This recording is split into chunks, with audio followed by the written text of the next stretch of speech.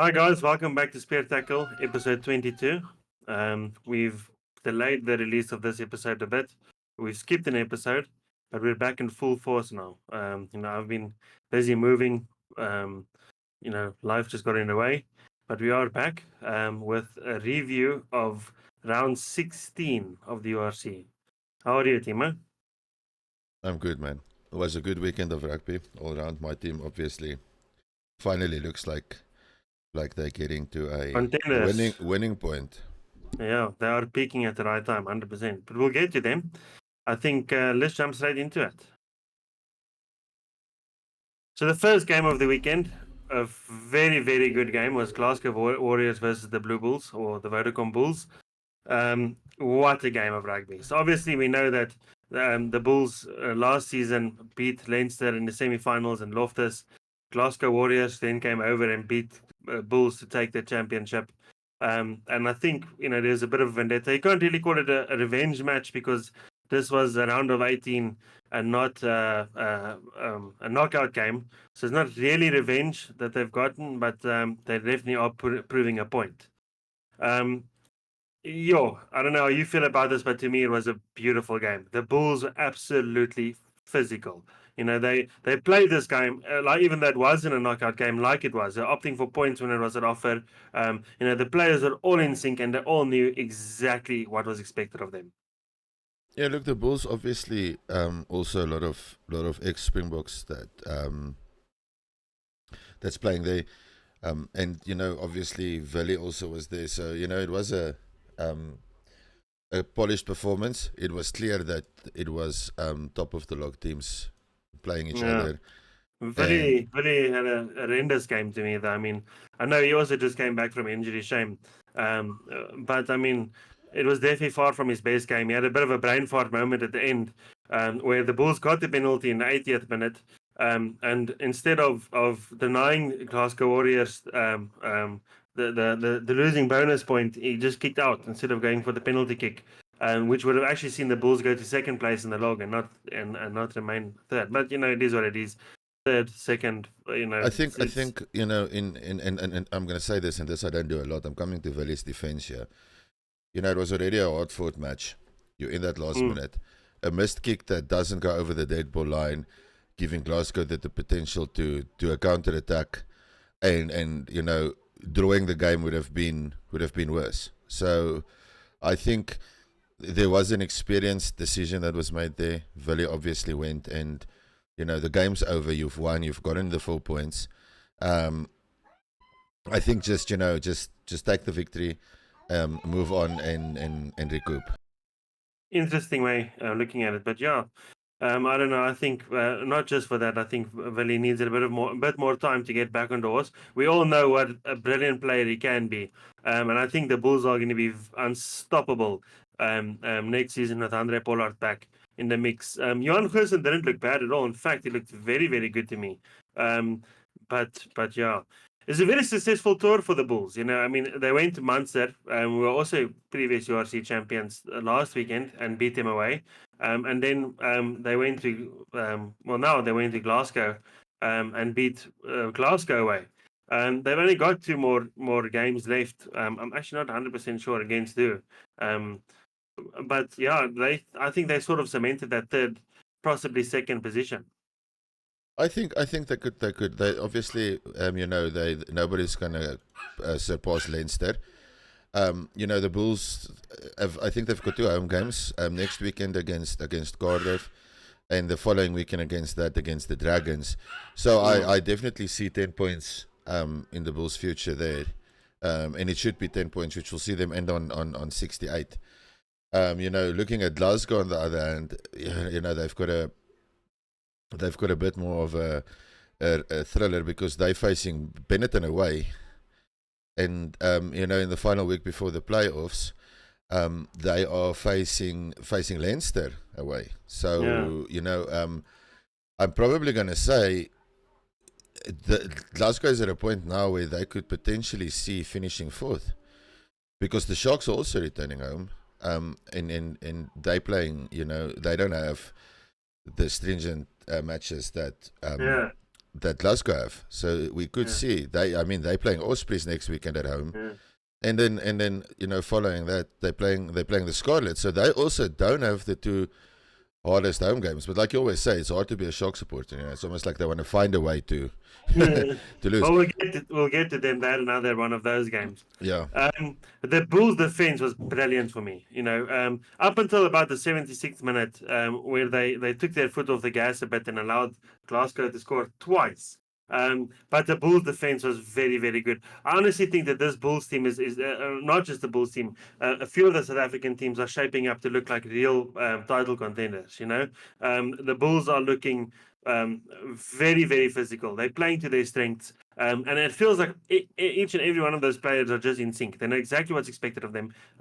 There's still, that's without so many big names like Ulrich Louw and even Cameron Anakom that was out. So honestly, I have a very, very good feeling. Well, it's too early to say that they'll win it, but that will get pretty far. No, definitely. Look, I mean, it is. I think the chances of us seeing three South African teams in the top 8 is definitely getting to that point. The Lions, in theory, still has a chance, but there's, like we discussed, I think in our last episode, there's too many things that need to go their way. But there still is a chance, and that would be great if they can do it. I don't think they will. Moving on, though. Sorry, just before we do, how good was Jan-Hendrik Wessels? Yes, Jan-Hendrik Wessels really made a Springbok. He's knocking on that door. I remember last year when Jan-Hendrik Wessels, when Rassie called him up, and I thought, hey, this guy is like the backup hooker for the Bulls, which he was at the time. And then Rassie played him. He said that he can play as a loose head prop as well. And I still thought it was a bit of an old call up. But yes, he was good. He had that held up try. And if you look at the video, Glasgow was set to score there. It was on for them. They ran, and Jan-Hendrik Wessels comes from the other side of the field. He runs like a wing, tackles the player, and then holds up the try. He had a monstrous tackle as well. I mean, he had 17 tackles all over, one dominant tackle in the game. He had a crucial turnover as well. Jan-Hendrik Wessels really is starting to look the part of what a Springbok player should be looking like.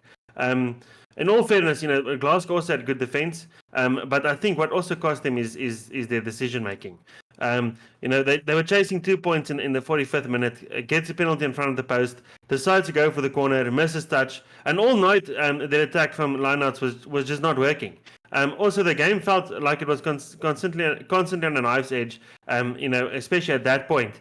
And maybe the lead was what Glasgow would have needed to give them sort of a boost in confidence. But you could see the playing styles were two completely different. The mindsets, rather, were two completely different mindsets.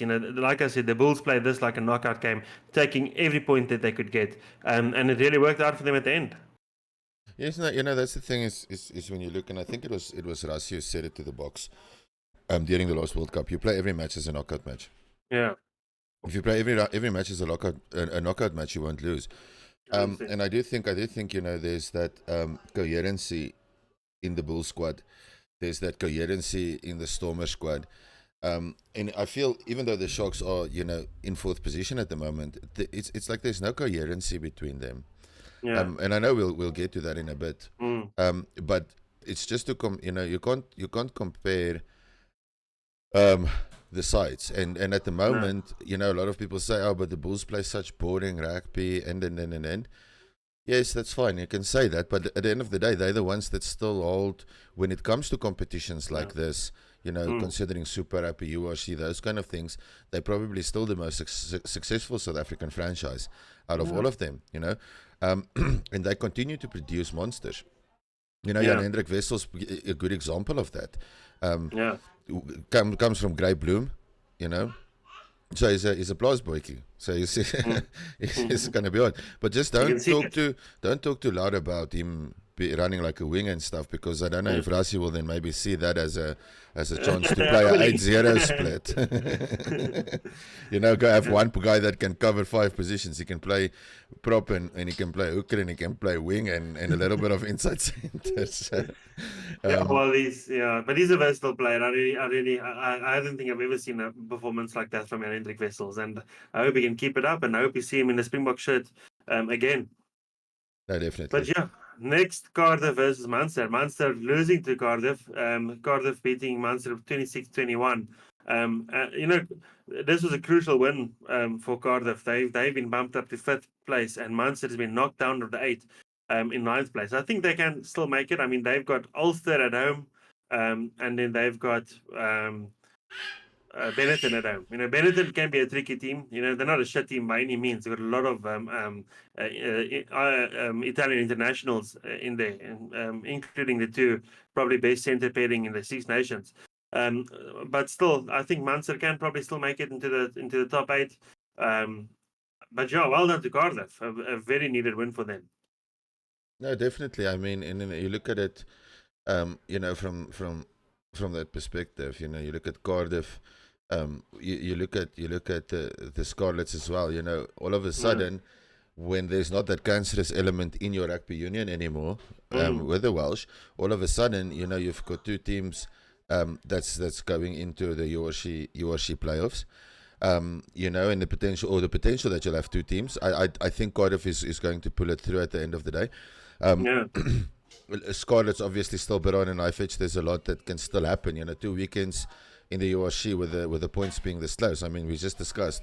Connacht lying in 14th position. Depending on how the results go, can still potentially end up playing in the top 8. I think Zebra, it might be a tall order, and obviously the Dragons, not anywhere near a playoff spot. And this is what makes this competition, so interesting is that the fact that it is so many teams that has the potential at this stage of the competition. Usually, when there's 5 or 6 rounds left, you see teams start playing B teams and stuff like that, because there's no incentive to really injure your top players or whatever. And right now the teams can't do it. I mean, even Leinster to an extent can't afford to really do that. Although they're sitting comfortably, in first position, and for them to basically stay in first position, in their last 2 weekends, they basically just need to get 2 points in total. Yeah, we'll get to Leinster now as well. Also a bit of a shocker. Next game, Zebra in Edinburgh. So this is the same team, Edinburgh, that almost beat. Actually, both these teams almost beat the Sharks. But yeah, this is a bit of a shocker to me. I don't always understand how what the mindset must be for a player that's 16th or 15th in the log, where there's not really any chance of them making the top 8. What do you really play for? But Zebra obviously put out a massive performance and didn't allow Edinburgh to just walk over them. We don't really see a lot of games that end in a tie. Unfortunately, it wasn't playing at the same time as the Glasgow Warriors and the Bulls, but actually looked like it could have been an interesting game. No, for sure. I mean, it's like you say, you get to that point now in this competition, and this log is really interesting because, Zebra is lying 15th, okay? Yeah. But in all fairness, they're 10 points behind Edinburgh on the log, okay? So that on itself is brutal, but they're only 6 points behind Connacht. They're only 6 points behind the Lions. Yeah. So if Zebra continues this, we can potentially see Zebra ending, in 13th position, which would be fantastic for them, to achieve that. I mean, by all means, lying 15th in this current log, and you're really not that far behind 14th, 13th, 12th, 11th and stuff is really interesting. This whole log is exceptionally close, except for the Dragons that have had a dismal season. But the rest of the log, it's honestly, there's so much in it still that your top, I would say your top 4 teams are probably the only teams that are really truly safe at the moment to go into the top 8. I feel everything from 5th position up until 14th position are still, all those teams can still easily get into the top 8. But looking at Zebre, um, I think it's fantastic for them going and beating Edinburgh, who was definitely looking like they were gonna be in the top 8. Yeah. And all of a sudden, they've made a lot of work for themselves to be in the top 8. 100%. And that's concerning. And so, but you're looking at it, Zebre Parma, Italian team, and all of a sudden, they've been in the URC for a bit. You look at and you go back and you look at the Six Nations, where they almost had a few upsets. Yeah. So I think this competition is exceptionally good for the Italian, For Italians, especially Benetton. And yeah, I mean, we'll get to Benetton just now, where they had a bit of a shocker weekend, but so all of a sudden Italy is not seen as that nation that's a guaranteed win anymore. 100%. I mean, they have less internationals in their side than Edinburgh has in their side, and going 25 draw. Okay, it was at home and all that, but it's still a good result for Zebre. Yeah, 100%. Okay, then the next game we have Lions versus Connacht. So this was not really a good game. It was a bit of a scrappy game. Lions are coming off a 5-game losing streak. So it's good that they won. Connacht looked much better on attack than last weekend against the Stormers and they did this weekend against the Lions. Look, there was some good handling from the Lions. It was up and down. When the handling was good, it was good, and it led to their first try by Renzo du Plessis. He was actually man of the match and probably had one of his best performances. I don't know why he doesn't get picked more often, because he really is a quality player. Rassi has obviously seen that, calling him up to the Springbok alignment camp. But yeah, I don't know why Ivan van Rooyen is not seeing it. I don't think if he's ever played in the Lions shirt and looked bad. But then there were also a few, handling that wasn't very, very good. The ball just getting passed all over the show, and a lot of the times missing it's the catcher, or getting thrown out. But they got to win, a very, very crucial win. But yeah, Renzo looked very good. Then there was a URC debutant in Bronson Mills. So I've heard about this guy a few times. I think he's actually supposed to be a 10. He doesn't look too comfortable on inside center. So I know he was a bit hyped up before the game, but yes, that he get bullied. He will get better. Obviously, this is a different competition from the super. I mean, from the Currie Cup, what he's used to from. But he just got smashed.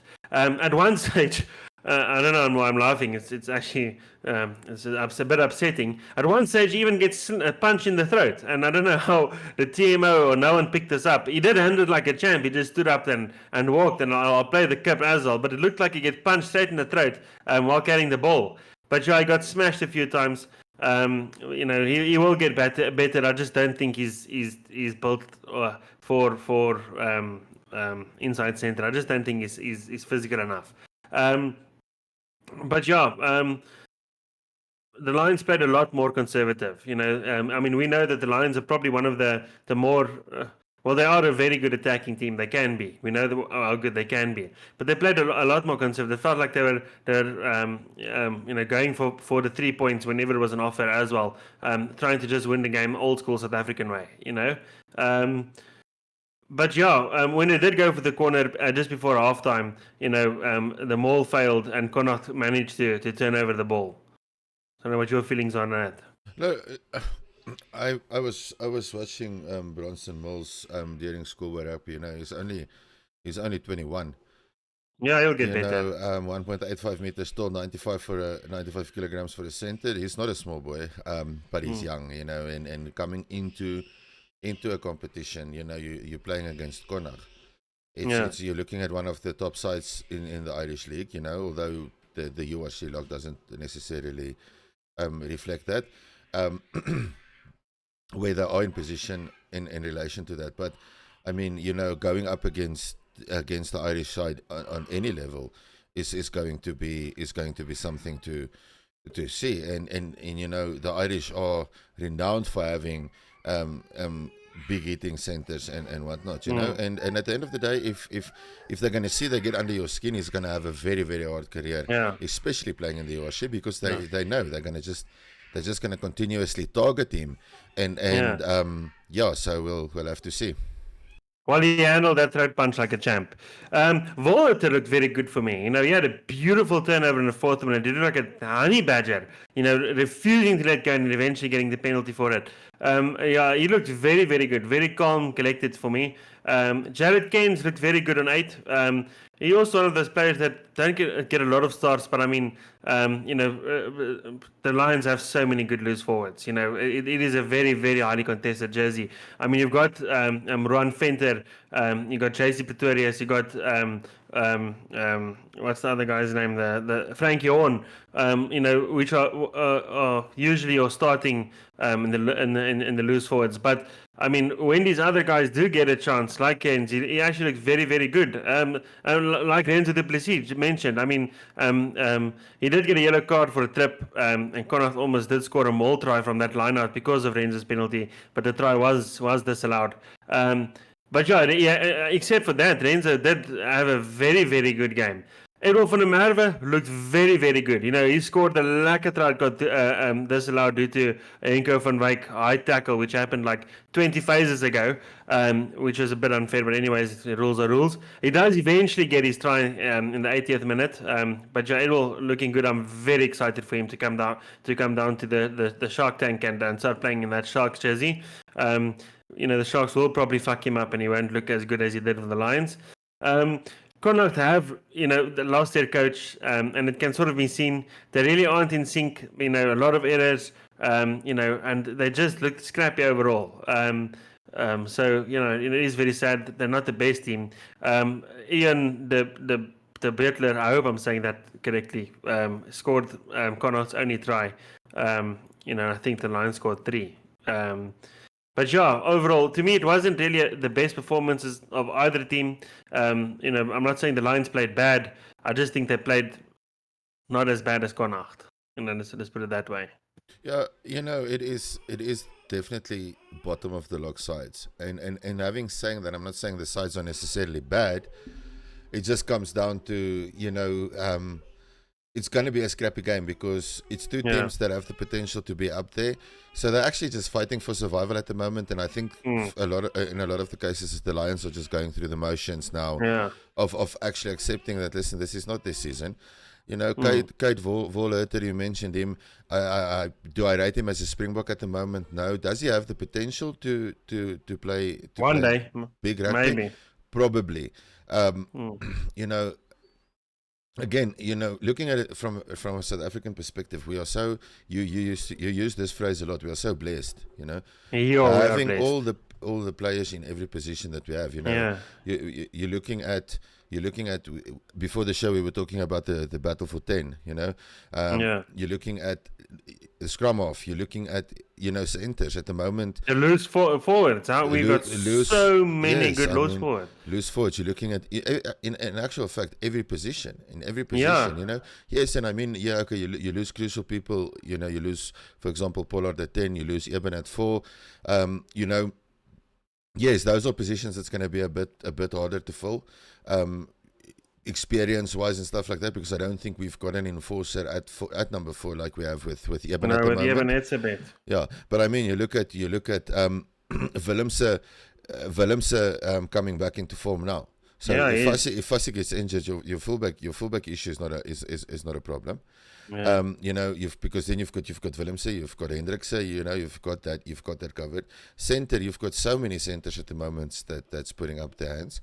And that's just in this competition. That's excluding, you know, looking at still guys like Jesse Kriel, Damien, the Islander, you know. So we just have so much choices, and what's nice if we can keep our players fit and we can actually see the contests like we have, you know, looking at a couple of weeks ago when the Stormers beat the Bulls at Loftus, you know, the battle of the eights, which was you know, Roos and Cameron Hanekom. Yes, and they delivered, you know. It was the game, and everybody after that match went like, we still don't know who's the better one to pick. Yeah, well, Jasper Wiese looks like he's going to be making a return from injury, but still, I still can't pick who I think is going to be his successor. But we'll get to Evan Roos in a bit, because to me he's also already putting his hand up. The next game, Ospreys versus Dragons. Ospreys put 9 tries on the Dragons. So I mentioned it a few minutes ago where the Dragons are, I think the Dragons and Zebra now are the two only teams that have sort of been 100% confirmed not able to make the playoffs. So what you really play for after that? It's just a bit, what's the point if you're not going to play to win? Why play at all? So it's a bit of a sort of a downer of a mindset to have. But the Ospreys obviously took full advantage of that, and they were just running a riot in Swansea. And we know how strong Ospreys can be at home. They've beaten, I think, all of the South African teams at home before. But they are also still sitting 11th. So, will they make it? You see, this is where it gets interesting, at the end of the day. Looking at it, it's an international competition. We're sitting with, 4 or 5 nations that's playing in this competition, right? Yeah. Was this potentially a situation where you guys go and say, listen, you guys obviously don't get there anymore, but we have a chance to still get into the top 8. So give us the bonus point. We'll put on a bit of a show. Everybody's happy. It's, for example, let's say the Lions were lying in 9th position. 11th. Let's say 9th position, and the Bulls were on top of the log, and they couldn't, be kicked off of first place. But the Lions winning them with a bonus point secures your 8th position. You kind of go like, would I rather have 4 South African teams in the top 8, or have the Bulls massacre the Lions and just have 3 in the top 8? 100%. So I think, to an extent, that the Ospreys deserve to win that. And obviously with rugby, we know it's not like it's not like cricket and soccer and whatnot. I do think there's a lot more honor in it, especially all rugby, excluding the French rugby, because I've seen some dismal spectacles in French rugby lately. But people diving and somebody just I've seen that. It's really ridiculous. But I'm looking at the nations in here. All the nations that are playing in the URC are renowned for being very physical, very physical nations. And if Wales are going to rebuild, it's obviously not good to see one Welsh team beat another Welsh team with that margin. But seeing Wales potentially having 3 teams in the top 8 should be refreshing for whoever's going to take over that coaching position. So well done to the Ospreys, though. Look, they're only 3 points behind Benetton, who are in 8th position at the moment, but they've got a tough last 2 games. They're playing the Sharks in the Shark Tank next, and then they're playing the Lions at Emirates Park after that. So they are going on a bit of a South African tour. It's not impossible for them. We know that even though where the Sharks are sitting at the moment, the Sharks and the Lions are generally, I think at the moment, probably your 2 worst South African teams, especially with the form that the Stormers are in.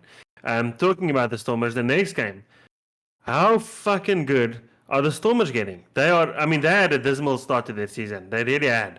And I think they are peaking just at the right time. And I think they might be a dark horse to take this competition. Never forget, 2023, when they won the competition, they also had a bit of a shit start, Sasha Feinberg Gumazulu, his decision-making is off the top. There's that one where he goes for the ball and he gets tackled out the air and he gets a penalty. Instead of going for a line out or going for a 3, he taps. He breaks through and makes a massive try. I don't know. I think Sasha is and I might get chirped for saying this, but I think Sasha is one of the best players in the world at the moment. I feel if the French can believe that Anton Tampon de Pont is the best number 9 in the world, I feel we can have our own opinion about who we think is the best number 10 in the world. But yes, I have to agree with you. It's not what he does. It's the mindset behind it. It's like, we're looking at this game and he goes and he does the quick tap, and the first thing that comes into my head is like, what are you doing? And obviously with him, being tackled out of the, in the process of falling, putting the ball down, he realized, listen here, there's so much open space. He's probably one of the fastest number 10s in World Rugby. Yes, he's good. And you know, and then to go and say, listen, I'm gonna go for it. But how good is, and I mentioned it at the beginning of the episode, the coherency between the players, because he had a guy to the left of him and a guy to the right of him, who was they're clicking. They're really clicking. So is it just a mindset thing where they just knew he was going to do something crazy but like Sasha is. Look. I know we are arguing on about Sasha, but I mean, I think at 2 try assists. You know, I think the first try he was there, giving it to. Yes, I forget the player's name, and the tighted prop, Stanzi, whatever. You know, giving it to him, and he scores. But I mean, Sasha Faimangumuzulu is something else. So we've got in South Africa, we've got our Andre Pollard, who is probably is a strategic player, a very very strategic player. If you're looking for attacking 5, you're not going to find it in Andre Pollard. Even though he is getting a bit better with that.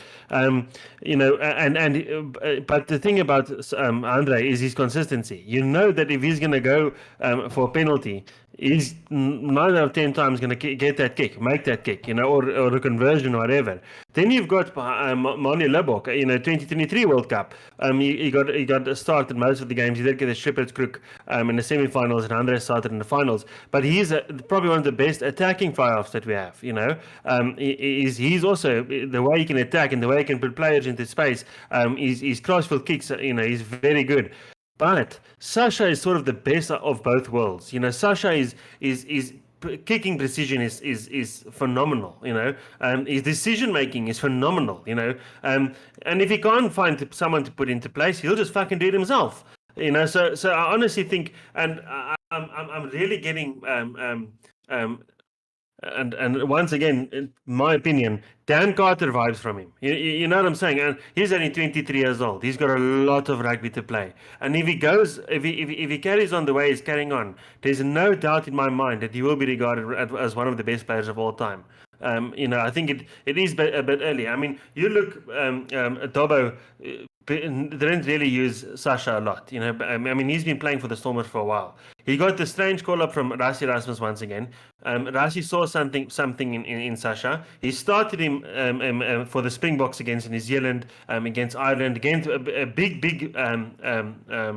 you know, teams, which has helped us win that and looked phenomenal in that. You know, 22 years of age, and then after that, obviously, Dobbo also just started playing him.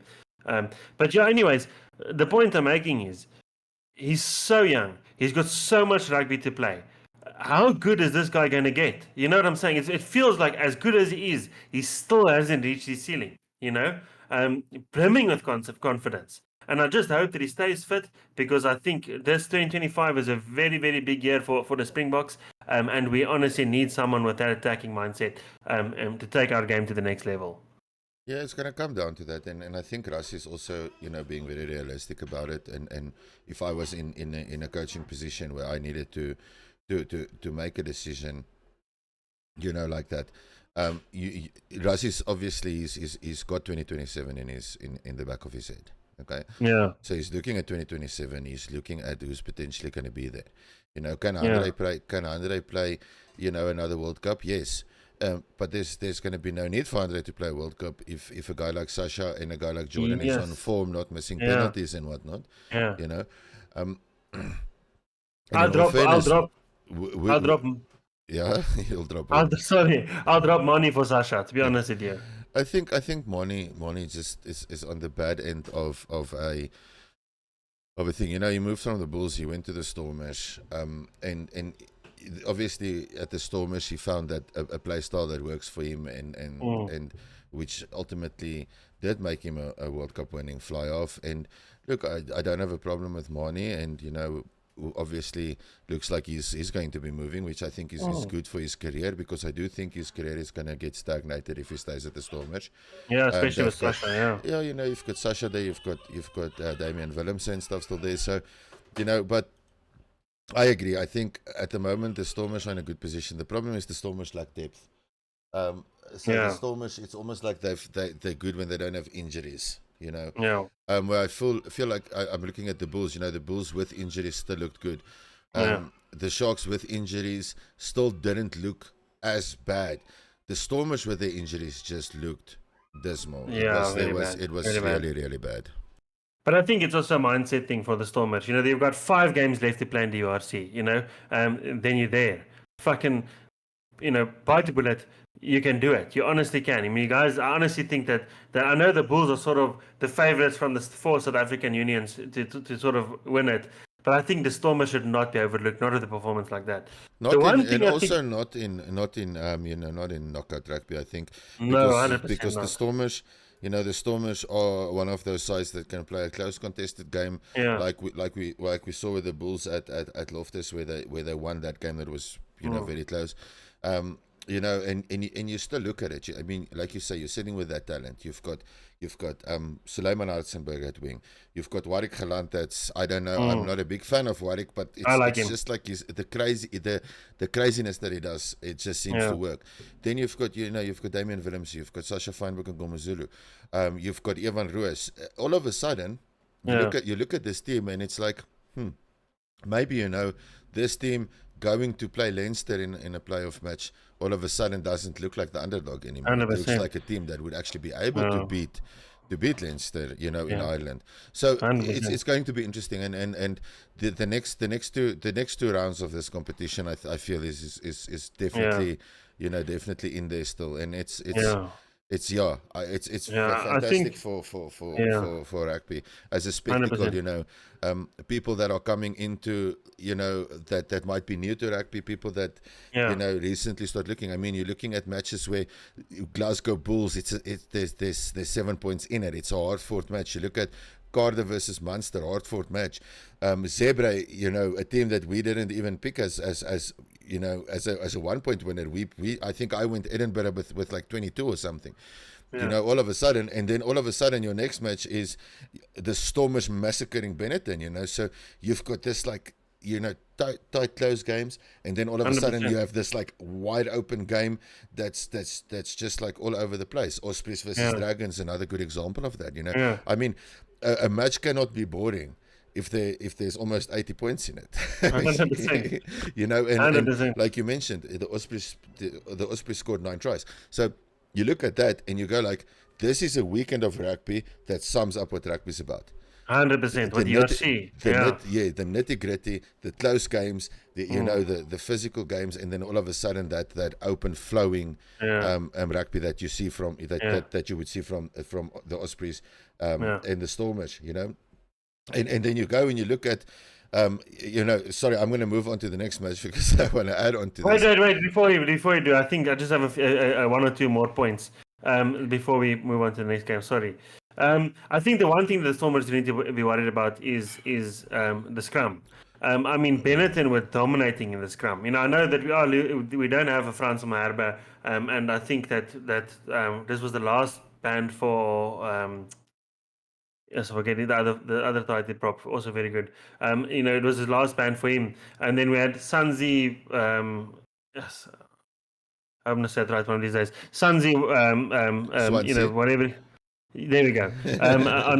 So Benetton, I mean, they were dominating in the scrums. They even used South Africa's own tactics against them. They were in the Stormers 22, and they kept on opting for the scrum, trying to get Sunday a yellow card. Obviously, he got warned. It didn't work for them at the end. Stormers held their ground and turned over the ball on the 30th minute after I think 3 or 4 scrums. But later on, the Stormers lose another scrum, and Sunday does get sent off. Which is very sad. But the scrum did get better eventually. I just think that's something that they do need to focus on. Talking about the scrum, getting better. Brock Harris, obviously, he had a massive scrum. They actually won that scrum, and he gets injured because of it. Is this the end of his career? He's 40 years old, and very, very sad. I've always liked Brock Harris, we did chat about it before the episode and we could see that he wasn't, he obviously, hasn't been capped for the Springboks as yet, which is probably very, very sad. But I honestly hope his career isn't, ended like this. Other players who looked very well for me is Marcel Tennyson. He had a beautiful try. He puts the ball down. He picks it up again and just powers through. Takes full advantage of the rules. Stormers' defense looked much better. We remember last weekend against Connacht where the Stormers' defense, or Connacht defense as well, was just optional. Lionel Zas, one of the names you forget to mention, who I think is very, very good. He had a lot of good strong carries. He had that intercept try where he intercepted the ball from one of the Benetton players, and yes, does he have gas on him? He just runs it straight through, scores a try. He does have a lot of up and down games, but when he plays exceptionally well. Andre Hugo Venter looked good. Yeah, that break that led to the disallowed try by Angerer. Angerer looked very, very good for me. And Dan du Plessis looked very good for me. And Stormers did exceptionally well with scrappy ball. Silly errors, but the Stormers seemed to scramble well and recover. Look at try 5. Willemsen knocks the ball knocks the ball back. Sasha gathers, grabs through, a lot of scrap, and Duby almost scores. But when they go back and they realize Benetton player stepped up in the full. But yeah, I think the Stormers are doing exceptionally well with the scrap. I stick to my words. I think they are a dark horse in this competition. Well, definitely, I hope so. Obviously, hoping my team would pull it through and be that dark horse. I'm looking at you mentioned Brock Harris. Yes, it is probably the last we're going to see of him on a playing field. But I don't think it's the last we're going to see from him in general. This guy had almost had a 20-year career. Playing all over. He's almost got. I want to say he's almost got 450 caps. At provincial level. Yeah, he was at the bad end of it. Before he left for the Dragons, there was just no space for him. In the Springbok jersey, he went to the Dragons. He had 143 caps there, and he came back from the Dragons a changed player. It was almost like he matured. Because before then he wasn't really a good scrummager. No. And he wasn't ever in that position to get to that point. Okay. Yeah. And he comes from my province. He grew up in Krugersdorp and went to Potch University and whatnot, and ended up playing for the Western Province and whatnot. Did he have a good career?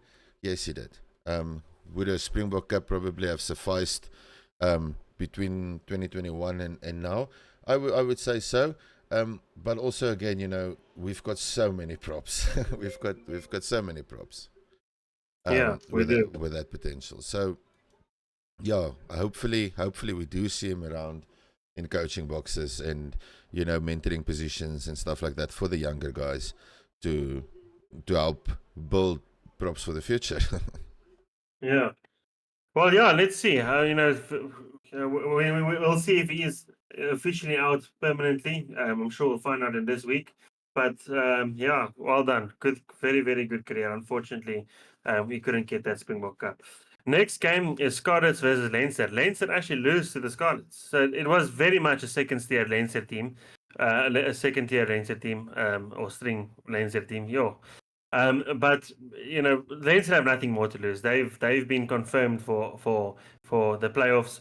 I don't really think they're too touchable on the top there. I think Leo Cullen did send a team that it would have been a bonus if they won, but if they didn't, oh well. So I wouldn't read too much into it, but well done to the Scarlets. Being only the second team in the whole competition to have beaten Leinster.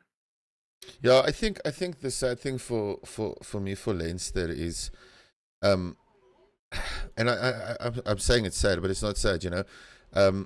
The bulk of the British and Irish Lions squad is going to be made up of Irish players. That's not even a secret. Okay. You think so? Yeah, I think so. And I don't think so. I think we're gonna see Leinster potentially fall off. I think Leinster has chosen their competition. They still very much in the Champions Cup.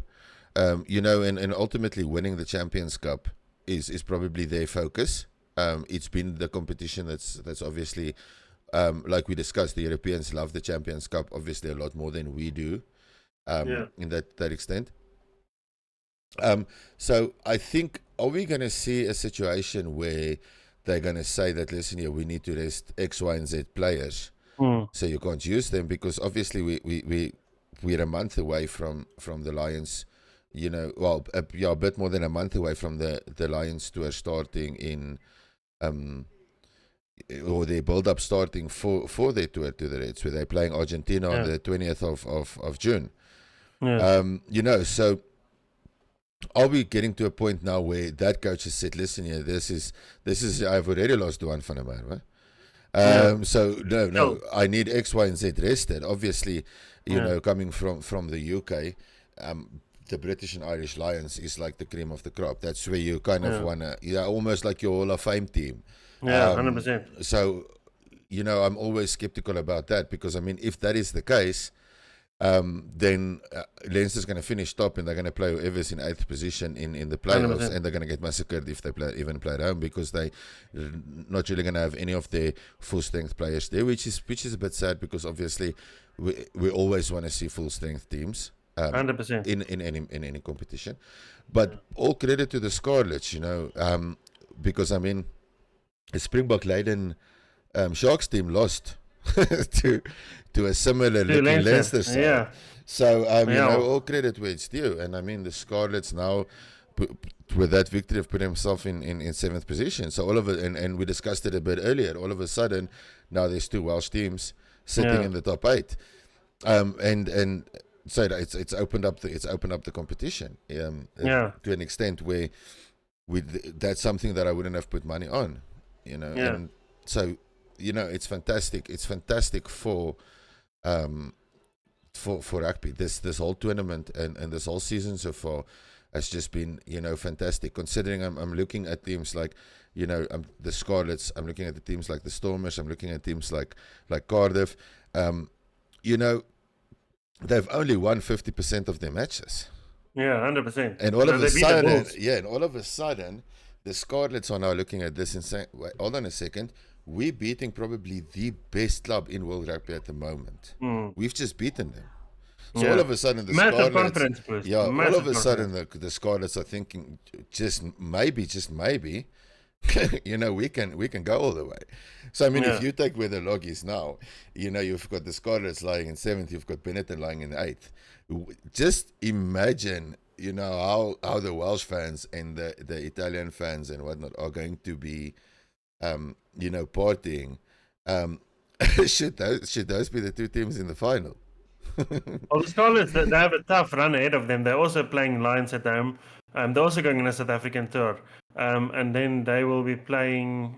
Who is their last game? They've got the Lions at Ellis Park.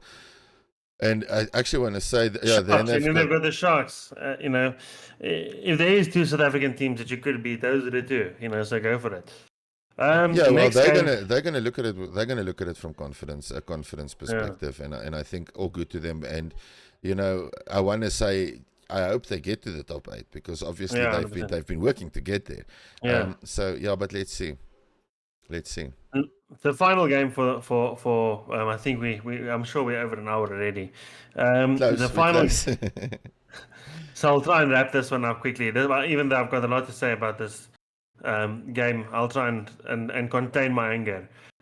So the last game was my team, the Sharks, who played Ulster away. The Ulster, Ulster looked very, very well. It's there's no denying it. This was the final game of Ulster before they go away. There's a final home game, but the Sharks, I don't know how many times you're going to say it, they're not playing the way that they should be playing. But can you really be angry at them? They're still winning. And I always vent about the Sharks and how did they get to the top and how they never play as well as they should be playing. But they win, whether it is with a point or 2 points or whatever it is, and however close it is, the Sharks do seem to get back. In the first half, I felt Ulster were winning every battle. They were winning the scrums, the breakdowns, the lineouts. Ulster were just all over the place. There's a few, and I'll put some clips on it as well. Just a few small little battles that Ulster were just dominating, and the Sharks just looked lost. Jordan Hendrikse, Jane Hendrikse they're honestly not as good as they can be. Jalen Ingris especially. Jalen Ingris are just, when there's a ball in the ruck, he looks at the ref and puts his little hands up and complains instead of just taking the ball out and start playing. He's slowing the whole game down. And in fact, you should actually get penalized for that. But yeah, Jacob Stockdale. How good did he play? I know he has been an Irish international before, but yes, he played well. He made that first break that led to Ulster's first try. Jack Murphy also looked very, very good. He had a beautiful run, kicked, regathered, passed to Doak, and for Ulster's third try. He's so good, Jacob Stockdale. I've never really paid too much attention to him, but yes, he had a monster game. He did get a yellow card for the limited knock on, but honestly think that this guy should get another chance in that green jersey. I don't know how you feel about that. Yeah, I think we've been discussing this, especially with the coaching. Okay, I've been very hard on John Dobson, but now that he's got a lot of his players back, all of a sudden the Stormers do look like a championship-winning team. Okay, what's concerning for me is I look at the Sharks and I see the Sharks, Springbok laden. Not junior Springboks, guys that's got 50 plus caps, all of a sudden in a team, and there's no performance in it. And I'm looking like, is Rassie going to choose a lot of these players for the for our incoming tour, the Rugby Championship, and whatnot? Because at the moment there's very few of the Springboks in the Shark side that I would actually consider, for a call up, okay.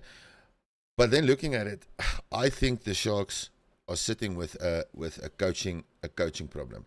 100%. Because you can't tell me that literally 2 years ago this team was massacring on international stages, winning World Cups, winning Rugby Championships, and whatnot, and then all of a sudden they can't in a provincial level beat a C team Leinster side at home. So at what point is there like for me, okay, I suppose you can't punish Plumtree if he wins every match by 1 point, because if they go into the playoffs and they've literally won every match and they've got max points and stuff, then at the end of the day that would then be, he's a good coach. But at the moment they're getting close victories against average sides, and they're losing close matches against average sides. 100%. And I feel that they need to focus on that. Ulster, on the other hand, I think Ulster should have won the match, to be brutally honest with you.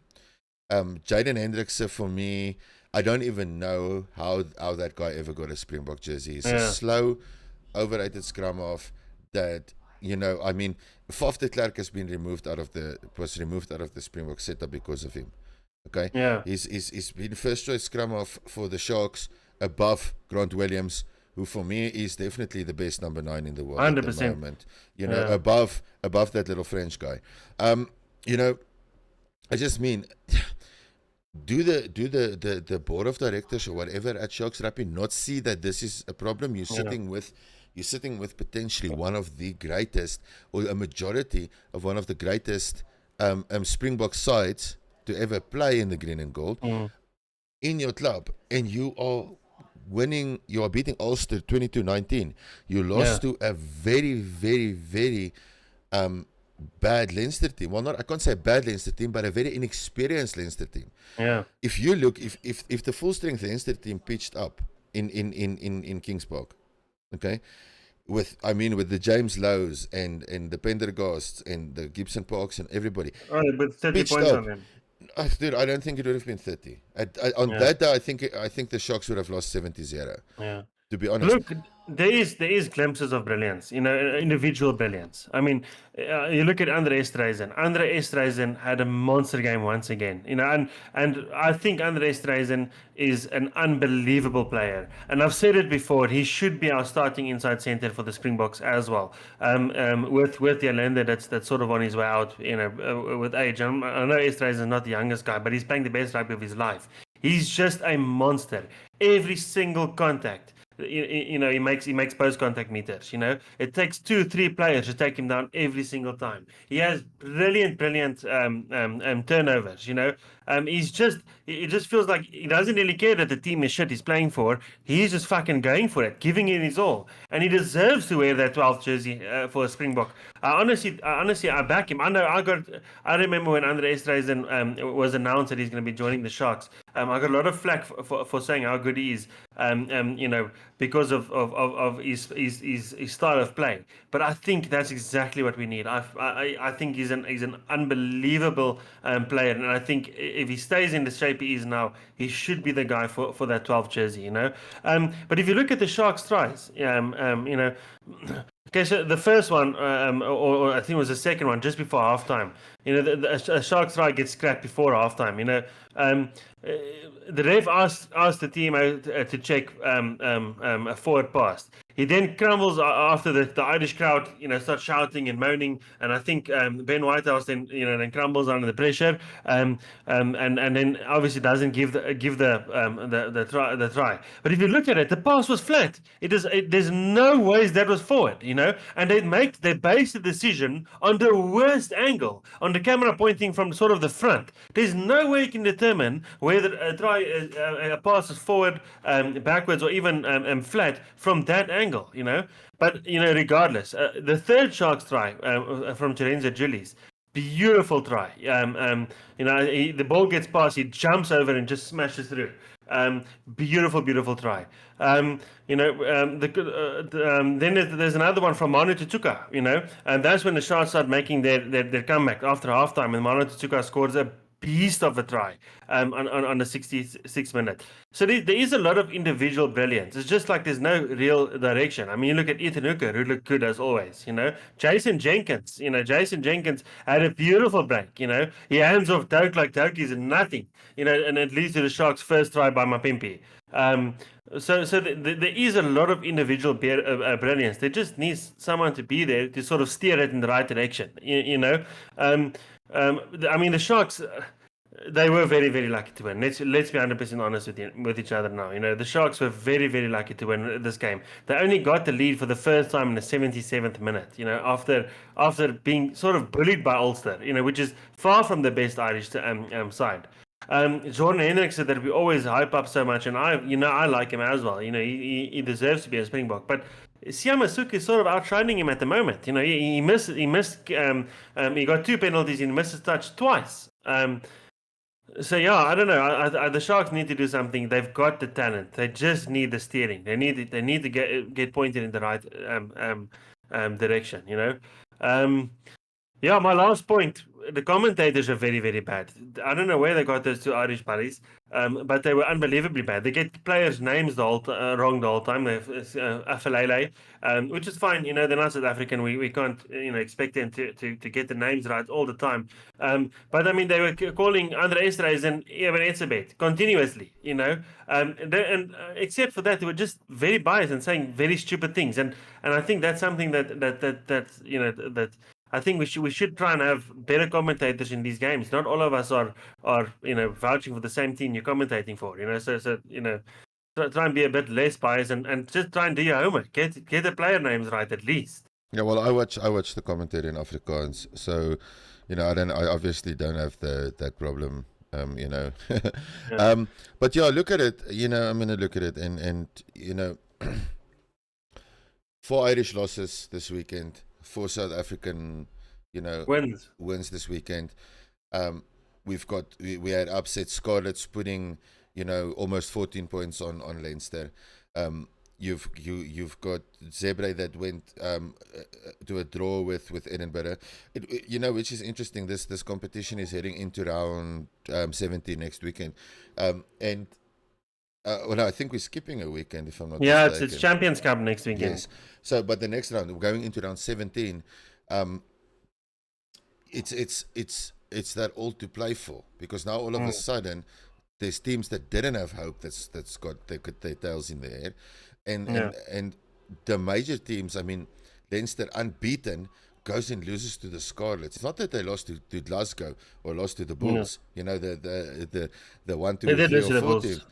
Yeah, but what I mean over the weekend. So they went and Yeah. lost against the team they shouldn't have lost against. 100%. And Well, yeah, like I said, I don't think Leo Cullen and Jacques Nino took that game too serious. But yeah, 100%, massive win for Scarlets. And also obviously a bit of a stain on that sheet for Leinster. yeah, but yeah, that's it from Cool. us. We'll see you all on Thursday for our build up then for the Champions Cup and whatnot. And we've got some news and stuff. So everybody be safe, and then we'll chat with you again on Thursday. Plenty. Cheers, guys. Cheers, Timo.